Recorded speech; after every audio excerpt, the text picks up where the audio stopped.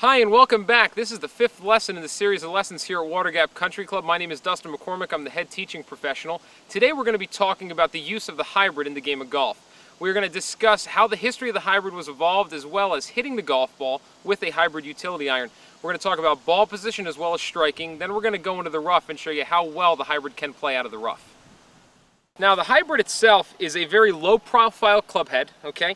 And what it is actually a mix between a long iron and a fairway wood. It's got the loft of a long iron such as a 3, 4, 5 iron, but it's got more of a fairway wood head shape to it. Now this helps for two reasons. First of all, with the club head being as big as it is, what it'll actually do is aid in your distance as well as the ability to get the ball up in the air. The CC head helps with that. Now, if you used a long iron, it's much more difficult to hit because the sweet spot is so small, as well as when you go to swing an iron out of the rough, a lot of times a long iron will catch because of the length on the hosel. This club glides right through. It's a great utility to have in the bag. It can help in a number of situations and a multitude of shots.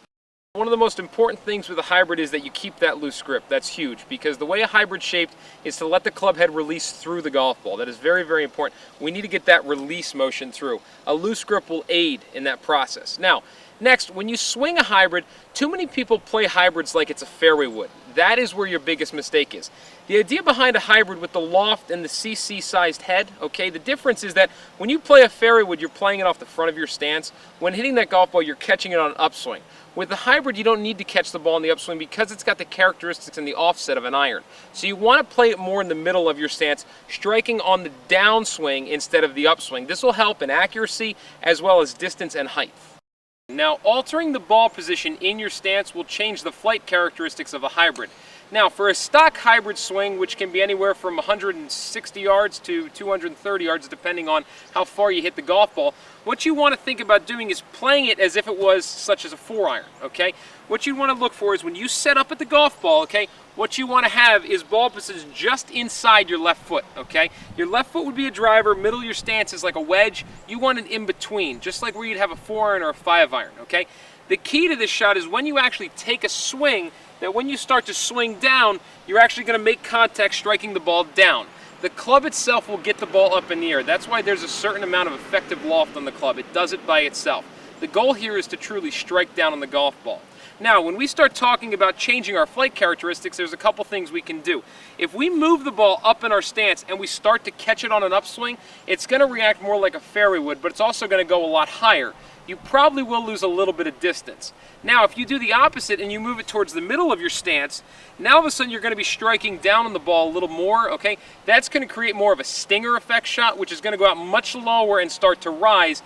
Distance won't carry any farther, but it will roll farther. So by altering the ball position 4 to 6 inches, you can change the flight characteristics from a stock hybrid to a very high lofted shot to a stinger shot of some sort. Now we are going to be moving into how you actually strike the golf ball. Okay, what I have set up here is I have a golf ball and a tee set up. Now what the tee represents is where the ball originally was. I'm going to hit this golf ball, and what I want you to focus on is how the ball is struck. I'm going to be swinging down on the golf ball, okay, creating that downward strike that we talked about. The divot and the grass over on this side of the golf ball is what's going to be moved, okay? I'm not sweeping into the golf ball, I'm hitting down on it, and because of that, the ball goes up in the air. So for example, when I go to take this swing, what I really want you to focus on is where the ball is struck and where the grass is afterwards. That is where our strike's going to come from.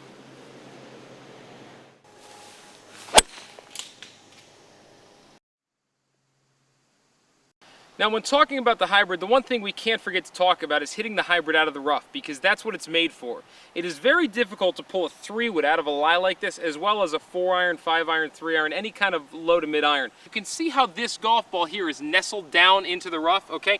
My club sits behind it, and I still have the same ball position. I'm still in the middle of my stance, but when I go to swing and I swing down, I'm going to catch the ball.